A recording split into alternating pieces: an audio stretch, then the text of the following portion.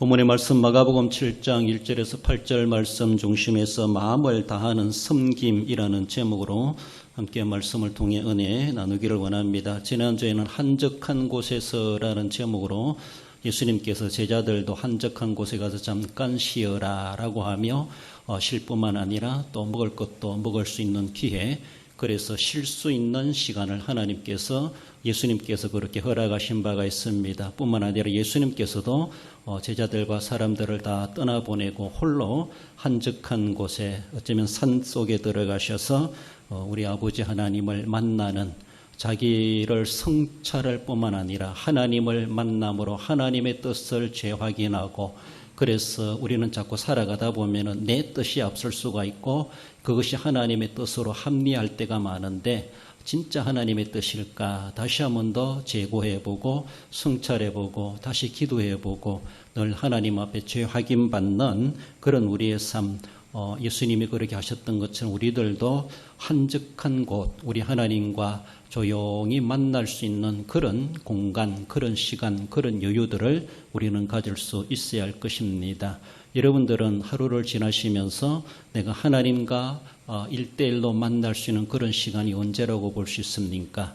그런 환경들을 어떻게 만들어가고 있습니까? 할 수 있으면은 그런 공간도 필요하고 그런 장소죠. 또 그런 시간적 여유도 필요하다라는 것이죠. 저도 주변에 어떤 분들 직장 다니시는 그런 사람들도 보면은 자기가 기도하는 시간이 있다. 그래서 사업하시는 분도 거기에서 주인을 부르니까 지금 기도하러 들어갔다 그러면서 그런 말 들은 적이 있어요. 평신도임에도 불구하고 자신이 개인 기도 시간이 있다는 것이죠.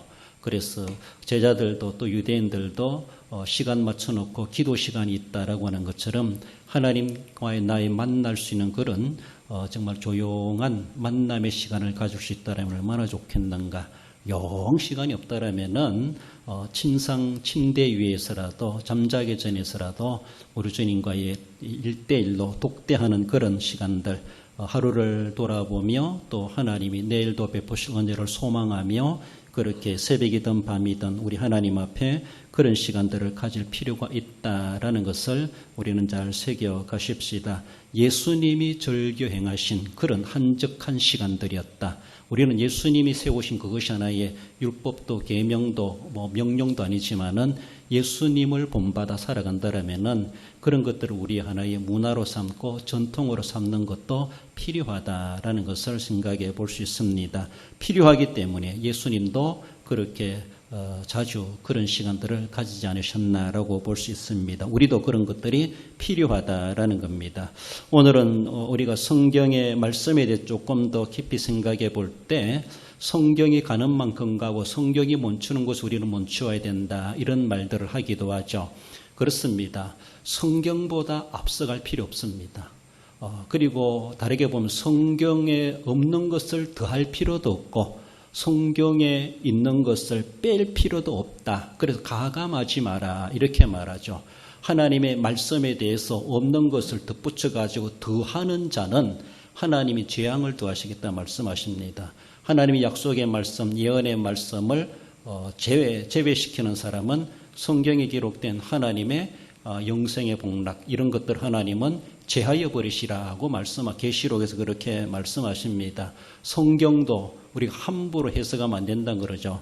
베드로후서 3장에서는 억지로 풀다가 멸망당한다, 이렇게 말씀하시면서 성경을 억지로 풀지 마라. 그래, 성경에 대해서 우리가 모르면 모른다 해야 되지, 자기 나름대로 억지로 해석해가지고 그것이 진리인 양 그렇게 말을 한다는 것은 정말 위험천만한 일이라는 겁니다. 성경은 우리의 삶에 대해서 쏙쏙소리 다 해박하게 말해주지 않습니다. 그러니까 굵직굵직한 그런 내용들을 가지고 세세한 것까지 자기가 성경이 말하는 것은 그렇게 함부로 말했다가는 큰 위험할 수가 있다는 것을 우리는 기억하며 우리의 신앙생활에서도 성경만큼만 하면 됩니다. 성경이 말 안 해주는 것을 이러니 저러니 천국이 어떠니 지옥이 어떠니 죽음 어떠니 성경이 말하는 만큼만 해야 되지, 그 이상 우리가 말한다고 하는 것은 위험할 수가 있습니다. 그리고 성경이 말한 것을 우리가 또 제외시켜도 안 된다는 것이죠. 가감하지 마라. 하나님의 말씀, 줄 끊은 거 뭐 귀한 말씀이고 줄 안 끊은 말씀은 소홀히 되는 말씀인가? 결코 그렇지 않다는 겁니다. 모든 말씀, 하나님의 말씀이고 우리가 권위 있게 받아들여야 될 말씀이고 성경만큼만 살아간다는 것이 얼마나 큰 위대한 삶이겠는가라는 것을 생각해 보며 오늘 배경으로 나오는 유대인들은 성경보다 더 앞서가는 것들을 주장하는 나머지 주님과의 논쟁이 벌어지는 그런 내용을 배경으로 하고 있기 때문에 말씀을 드립니다. 본문으로 돌아와서 마음을 다하여 섬겨야 될 것은 먼저 하나님의 계명임을 말씀합니다. 8절에 너희가 하나님의 계명은 버리고 사람의 전통을 지키느니라고 주님이 지적하고 있습니다. 하나님께서 이스라엘 백성들에게 율법을 주셨습니다. 그 율법을 주신 목적이 뭔가 하면은 율법을 통해서 인간이 얼마나 죄가 많은가, 죄인이라는 것을 죄를 깨닫게 하시는 목적이 있습니다. 율법을 주신 목적은 우리가 얼마나 죄가 많은가, 율법을 통해서 죄가 어떤 것인가, 그 죄가 우리에게는 얼마나 많은가, 그 죄의 심각한 결과가 어떠한가, 이런 것들을 알도록 깨우치도록 하기 위해서 율법을 주셨다는 겁니다. 그 율법으로 우리가 구원받는 것은 결코 아닙니다. 그래서 일단은 내가 문제가 무엇인가, 그렇죠? 우리가 뭔가 아프면 아픈데 왜 아픈지 몰라요. 그 아픈 것에 대해서 진단을 받아야 되죠.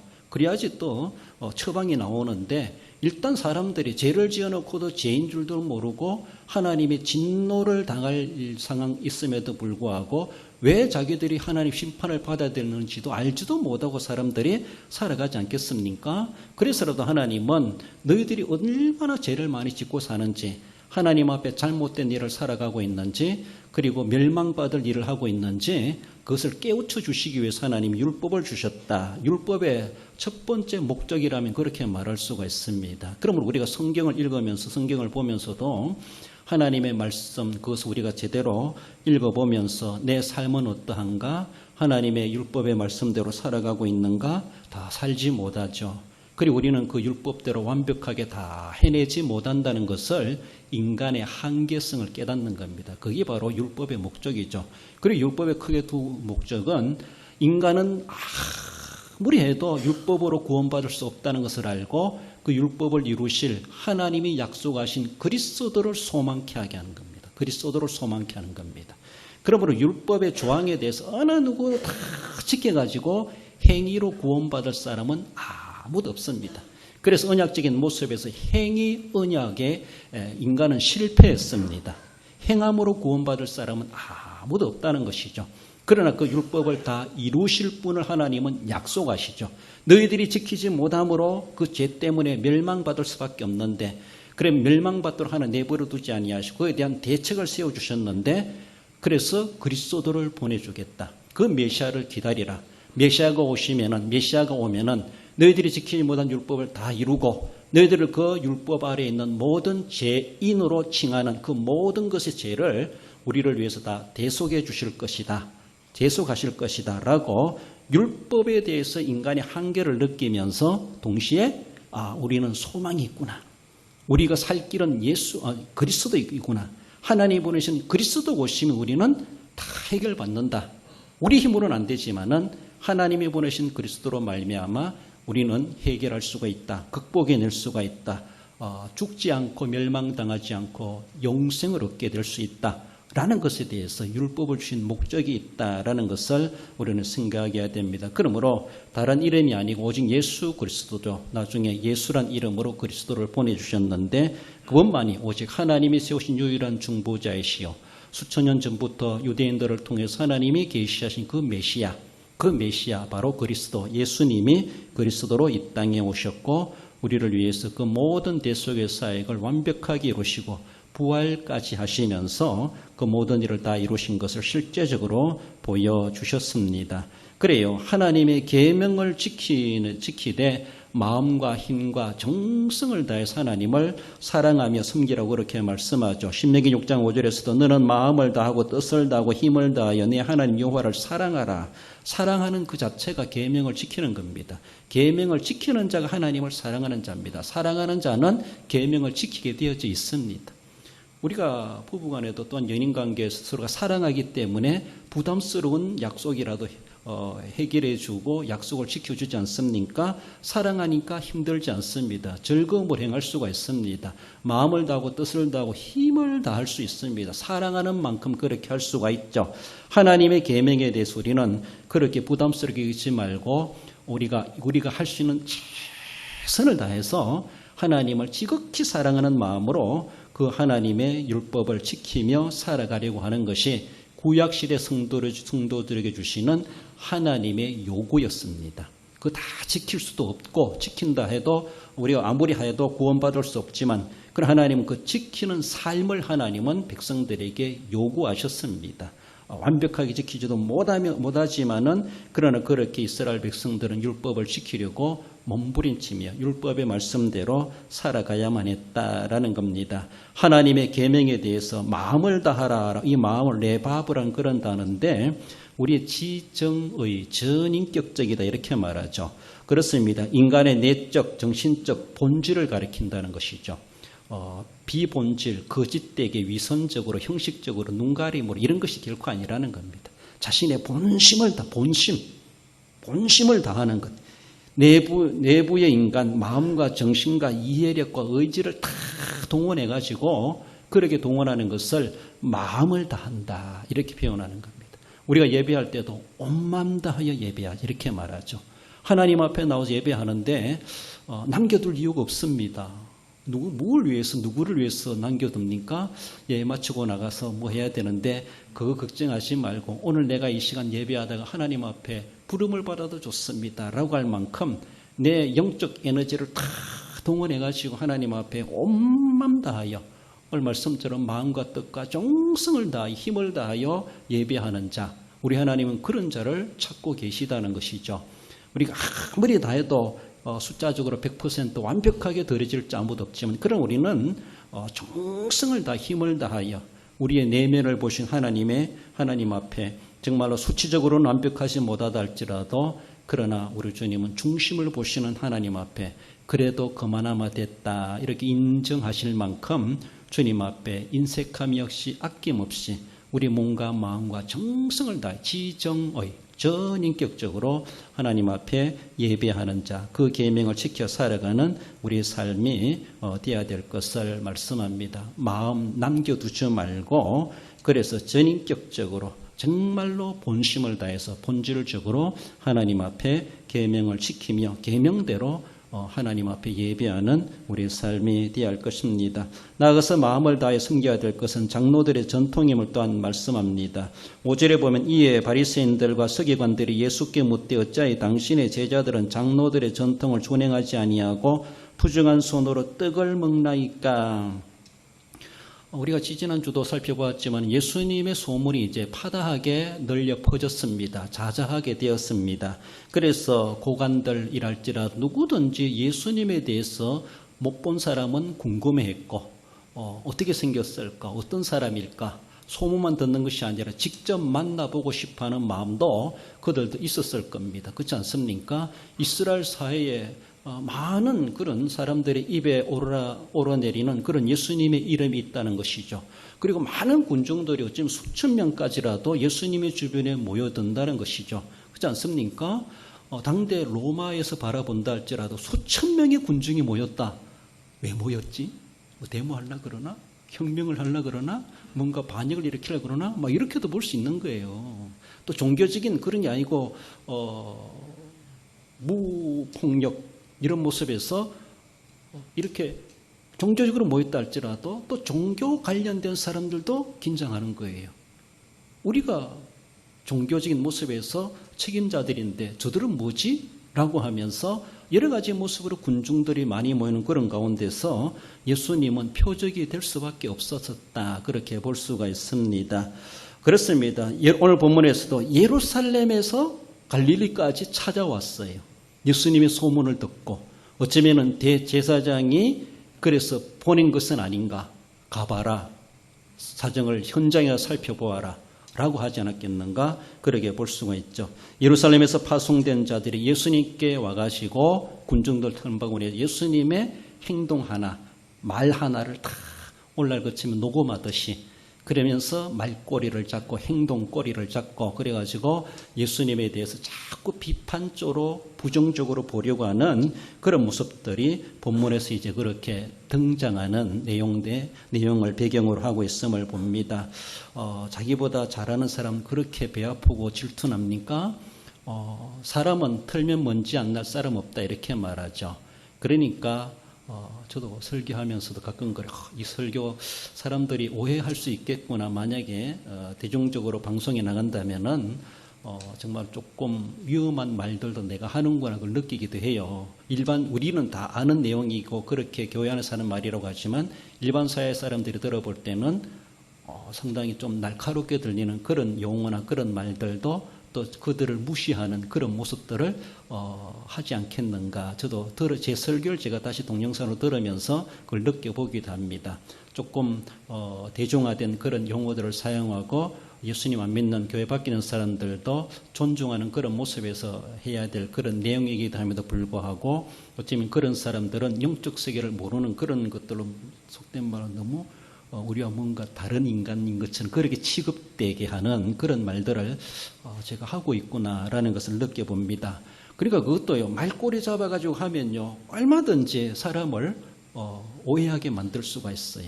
문제시할 수가 있어요. 문제시할 수 있어요. 문제된 것도 은혜로면 그냥 지나가는데 문제 안 될 것도 은혜가 안 되는 그런 분위기가 되면은 꼬리 잡혀가지고 눈덩이처럼 또 커갈 수가 있고 그래가지고 그것이 생사람 잡는 일이 될 수가 있습니다.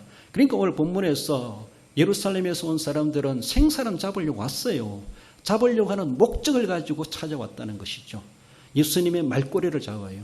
오늘 본문에서는 제자들의 행동 거지를 두고 말하지만 사실은 표적은 예수님이라요. 제자들 이야기하지만 사실은 예수님에 대해서 그들은 비판적으로 나오는 그런 모습을 볼 수가 있죠. 그렇습니다. 오해하려고 그러면 얼마든지 똑같은 것이라도 보는 방향에 따라서 말하기가 달라질 수가 있어요. 이해하는 데 달라질 수가 있어요.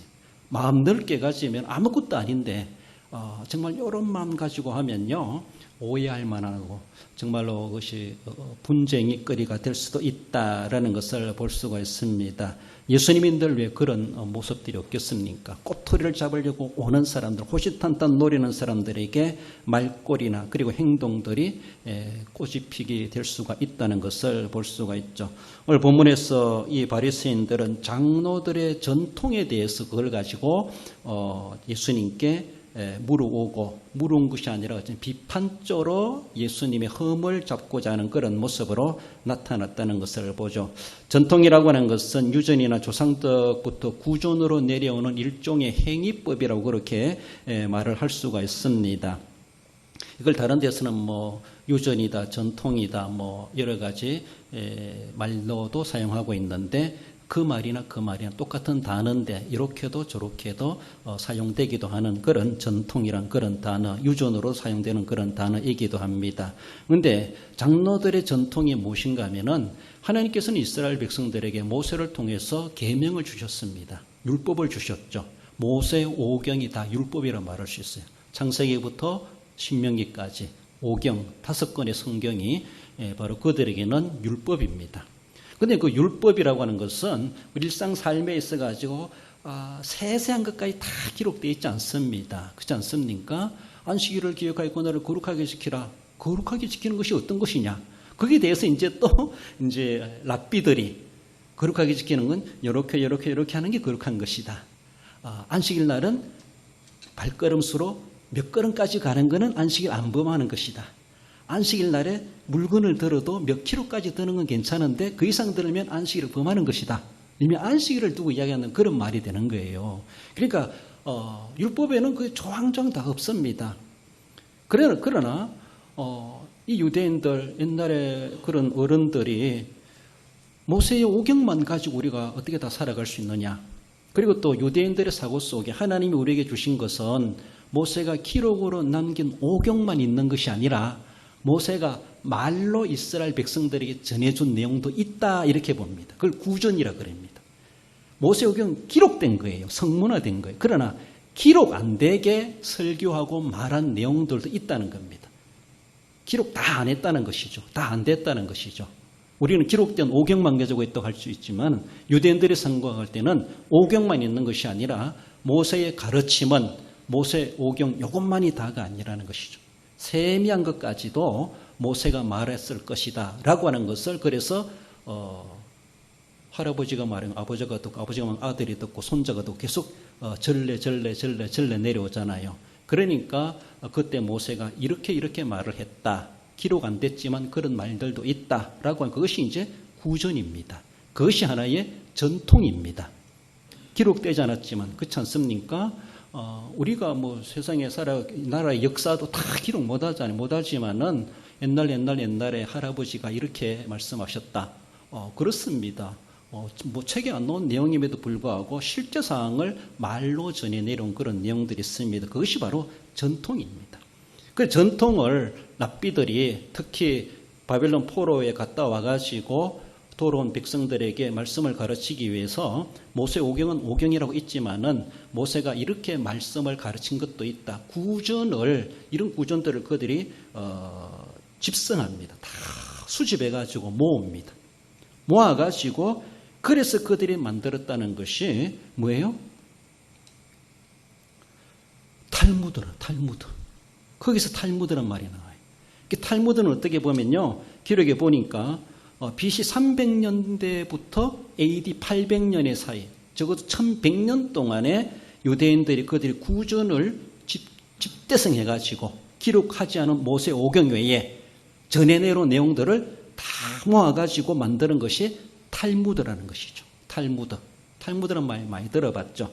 그 탈무드도 이제 이래 나누는 거예요. 나누는 그런 모습 속에서 미시나라고 하는 탈무드 안에 미시나가 있어요.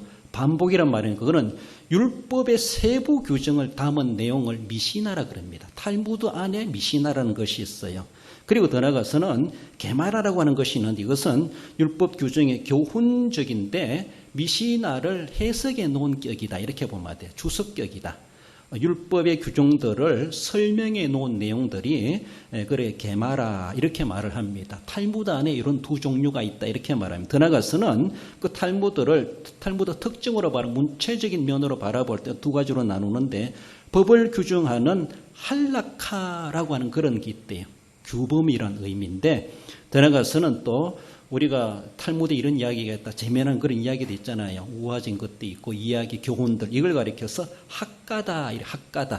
일반적으로 사회에 많이 탈무드 이야기하는 그 말 자체가 학가다를 이야기하는 것은 아닌가 이렇게 볼 수가 있습니다. 그 일부분 중에가 이런 탈무드 이런 유대인들의 지혜, 유대인들의 그런 삶에 대해서 훈계하는 그런 내용들이 일반적으로 탈무드라는 말로 많이 통하고 있는데 세부적으로 나누면 그것을 학가다 이렇게 말한다는 것이죠. 우리가 여기서 관심 있는 것은 할라카입니다. 할라카. 그래서 이것은 규범인데 법을 규명한 것. 이건 모세가 오경에 기록된 것이 아니라 그 안식일법에 대해서 세부적인 사항을 랍비들이 이렇게 만든 거예요. 세부 조항으로. 이렇게 해야 된다. 앞에서 말씀드린 것처럼 뭐 얼마까지 가야 된다. 얼마까지 들을 수 있다. 뭐 이런 것들 그렇잖아요. 그들은 안식일 날엔 서치도 않긴데요. 서치 키는 것도 노동이래요. 그래서 그 전날 불 켜놨다 이렇게 말하더라고요. 어느 교수님이 그렇게 말씀하시더라고요. 유대인 집에 가서 안식일 날 방문했는데 자기들은 불도 어제 켜놓은 거래요. 안식일 되기 시간 전에 서치를 올렸다는 거예요. 그렇게까지 그들은 안식 개념으로 섬기는 유대인들이 오늘날에 있다 그렇게 말하는데 바로 그들은 이 할라카라고 하는 규범을 모세오경에 안 나오는 세부 사항들을 613가지를 조항으로 만들어 가지고 그렇게 말하는 겁니다. 오늘 본문에 나오는 이 유대인들도 그들은 또 우리보다가도 조금 그런 뭐라 그럴까요? 먼지 많고 맨발로 다니고 뭐 그런 모습이다 보니까 위생이나 청결을 위해서도 많이 씻어야 되죠. 그런 환경이다 보니까 자주 씻는 것이 그 지역의 사람들이라고 볼 수 있는데 음식을 먹을 때는 분명하게 손을 씻어야 된다. 이것이 또 어쩌면 그들의 조항 중에 들어있다는 것이죠. 예를 들자면 읽어보니까 제가 그런 내용도 있어요. 물 한 그릇을 가지고 손을 씻는데 물 한 그릇을 가지고 한 손을 씻으면은 요 손은 깨끗해진 거래. 물 한 그릇을 가지고 두 손을 씻으면은 그 물 가지고는 부족하기 때문에 정결하게 된 손이 아니래요. 이렇게까지도 정해놨어요. 그래가지고 4분의 1통을 부어가지고 다시 가시면은 2손 다 정결하게 되었다. 이런 정도까지도 그렇게 정해놨다는 거예요.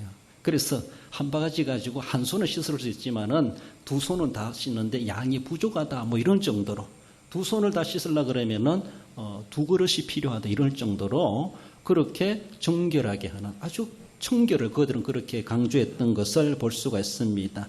오늘 본문에 아마 제자들이 떡을 먹으면서도 손도 안 씻고 먹었는가 봐요. 얼마나 급했는지 얼마나 배고팠는지 모르지만은 이게 바로 딱 눈에 딱 들어온 것이죠. 유대인들이 바리새인들이 바라볼 때 어찌 저럴 수가 있을까? 장로들의 유전, 장로들의 전통을 범하는도다. 어떻게 당신의 제자들은 손도 안 씻고 밥을 먹을 수가 있습니까? 불결하다는 것입니다. 부정하다는 겁니다. 율법적으로 부정한 거예요, 사실은요. 깨끗하게 해야 되는데 더욱이 음식을 먹는 것.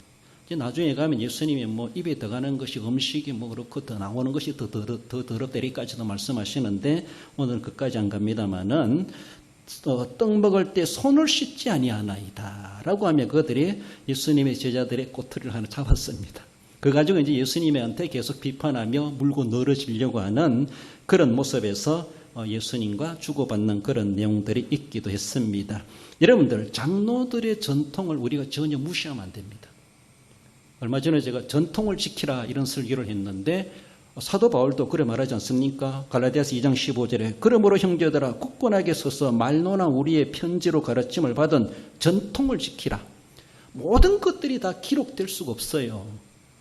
기록되지 않기 때문에 그러나 선포되는 말씀, 가르치는 교훈들, 사도들도 당대도 그만큼 기록 문화가 없다 보니까 기록을 다 남길 수 없으니까 편지를 써서 보낸다 할지라도 말로 전해지는 내용들이 있어요. 그것도 기록 편지만큼이나 더 소중하게 얘기하는 거예요.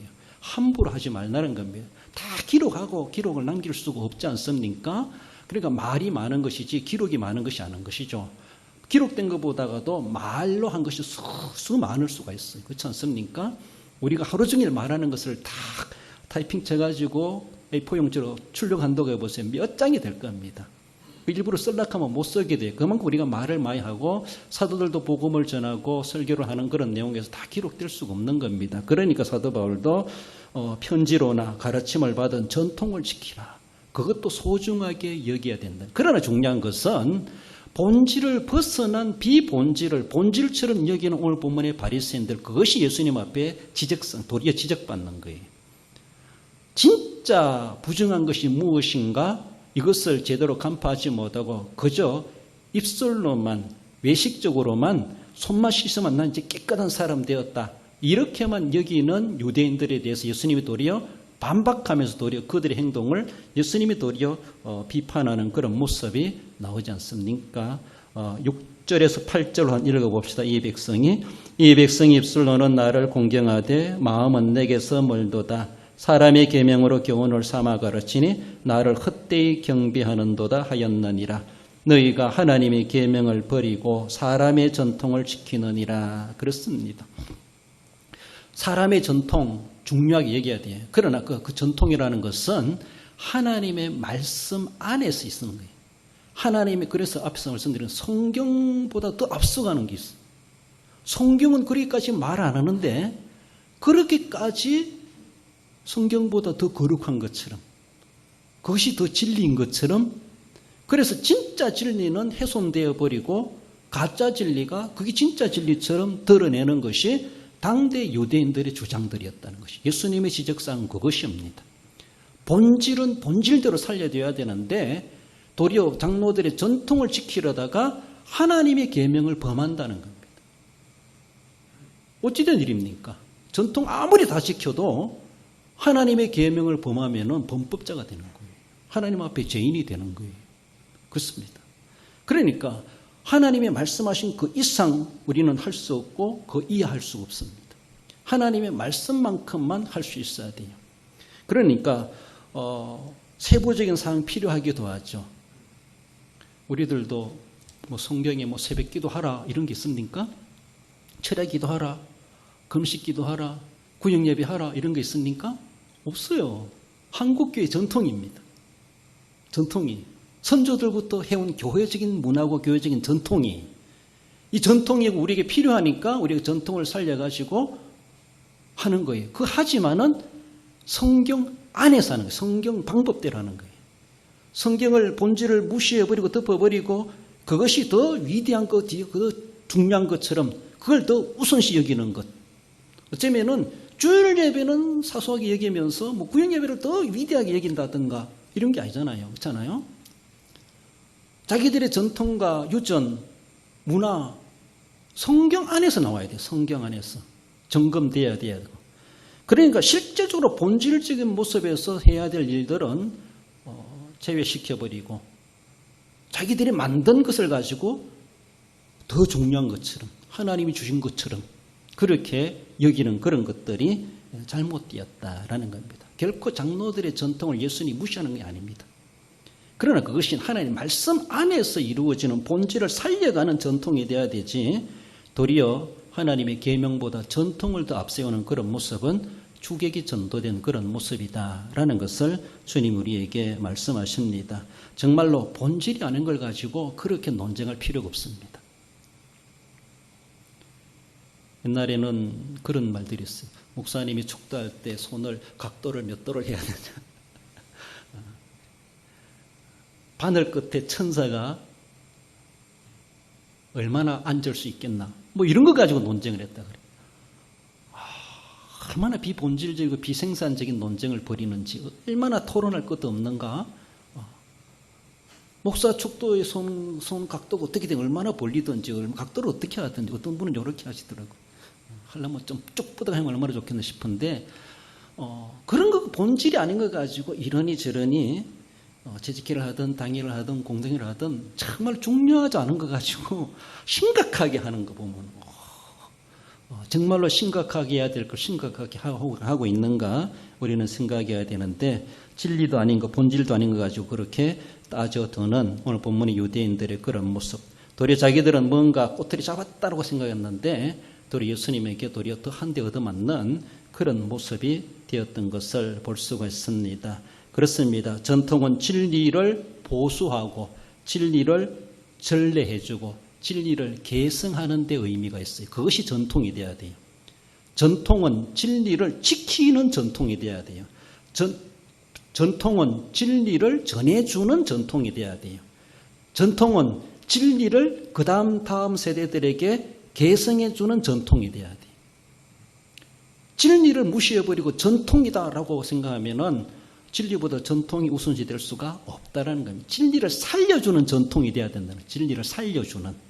하나님의 말씀을 살려주는 전통이 장로들의 전통이 돼야 된다. 유전이 돼야 된다. 이런 말씀인데 예수님이 그들에게 지적하시는 것은 진리는 온데간데 없고 자기들의 전통만 앞세우는 그걸 가지고 꼬투리 잡고 물고 늘어지는 그들을 지적하셨다라는 결코 그럴 수가 없다라는 겁니다.